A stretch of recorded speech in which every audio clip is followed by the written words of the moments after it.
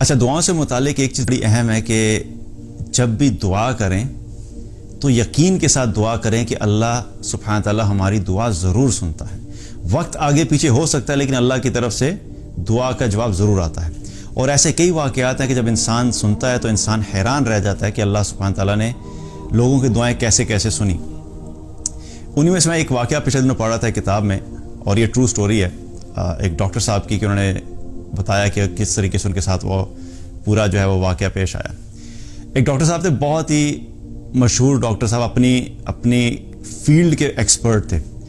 اپنی فیلڈ کے جو ایکسپرٹ تھے تو ان کا کیا تھا کہ انہیں کسی ایک سیمینار کے اندر انہوں نے کہا کہ مجھے انوائٹ کیا گیا، اور وہاں پہ میں نے کسی دوسرے ملک میں جا کے میں نے وہاں پہ ٹاک دینی تھی، اور اس کے بعد مجھے انہوں نے ایک شیلڈ دینی تھی ایک ریکگنیشن کے طور پہ، جو پرفارمنس کے طور پہ.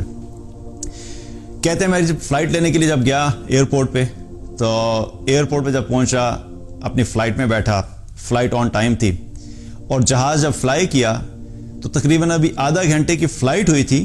تو آدھے گھنٹے کے بعد فلائٹ میں اناؤنس ہوا کہ جی جہاز کے اندر کوئی ٹیکنیکل پرابلم ہے، اس کی وجہ سے ہمیں کسی کلوزسٹ ایئرپورٹ کے اوپر ایمرجنسی لینڈنگ کرنی پڑے گی.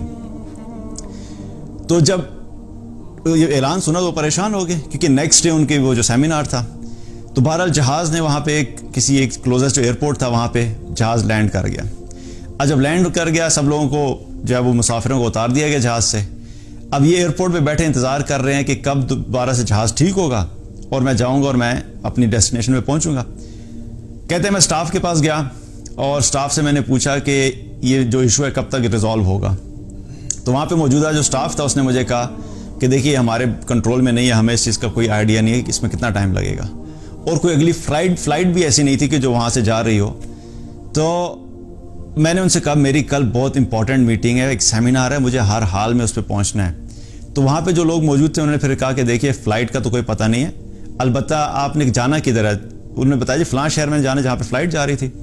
انہوں نے کہا آپ یہ کام کر سکتے ہیں کہ یہاں سے وہ شہر تقریباً 6 سے 7 گھنٹے کی ڈرائیو پر ہے، آپ ایک گاڑی لیجئے رینٹا کار اور آپ جو ہے اس پہ چلے جائیے.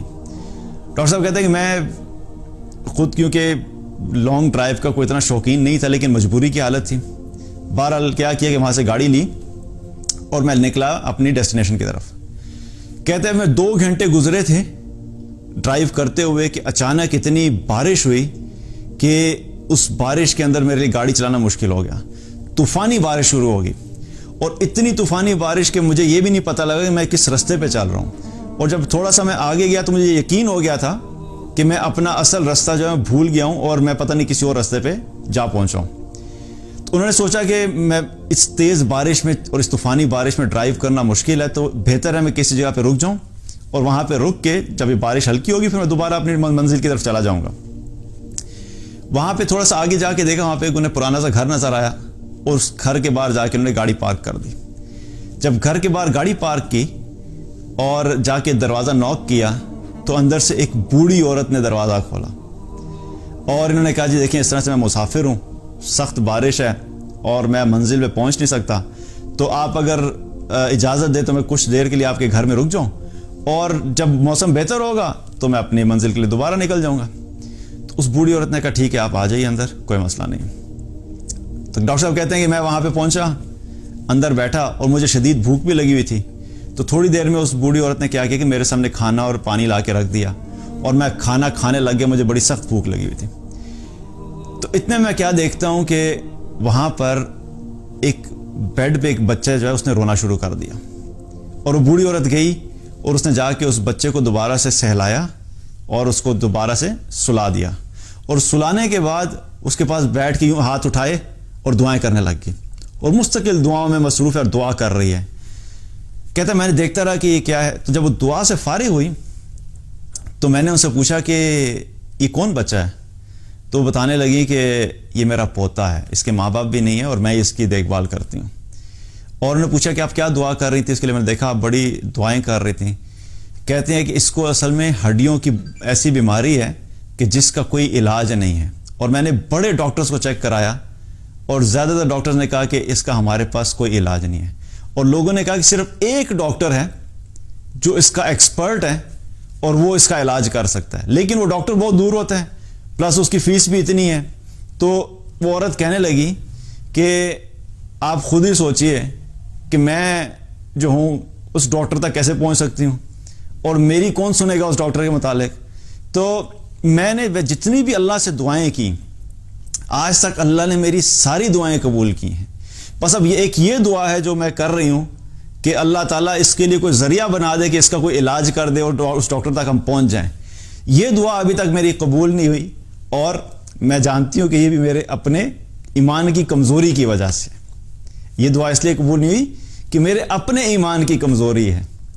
اب ڈاکٹر وہاں پہ جو کھڑا تھا، تو جب وہ بات سنی تو اس ڈاکٹر کے رونگٹے کھڑے ہو گئے اور آنکھوں سے آنسو جاری ہو گئے، اور کہنے لگے کہ ہما جان آپ کو بتا دوں کہ اللہ نے آپ کی یہ دعا بھی سن لی، کہ جس ڈاکٹر کا آپ کہہ رہی ہیں وہ ڈاکٹر میں ہی ہوں. اور اللہ سبحانہ تعالیٰ نے آپ کی دعا ایسے سنی کہ میری فلائٹ وہاں سے چلی. اللہ نے جہاز کے اندر ٹیکنیکل پرابلم کریٹ کر دیا، اس جہاز کو ایسی جگہ پہ لینڈ کروایا جہاں پہ میں سوچ بھی نہیں سکتا تھا. وہاں سے اللہ نے مجھے گاڑی میں بٹھایا اور گاڑی میں بٹھا کر مجھے راستے میں لے کر آیا، اور آپ کے گھر کے قریب ایسا بارش اور طوفان ہوئی کہ اللہ سبحانہ تعالیٰ نے میری گاڑی کا رخ آپ کے گھر کی طرف کروایا اور مجھے آپ کے سامنے لا کے کھڑا کر دیا ہے. اب میں آپ کے اس پوتے کی جو ہے وہ خود سے علاج کروں گا، اور اللہ سے امید ہے کہ اللہ تعالیٰ اس کو شفا عطا فرمائے گا. تو یاد رکھیے کہ اللہ سبحانہ تعالیٰ دعا جب سنتا ہے تو اللہ خود راستے بناتا ہے، اللہ خود اسباب بناتا ہے.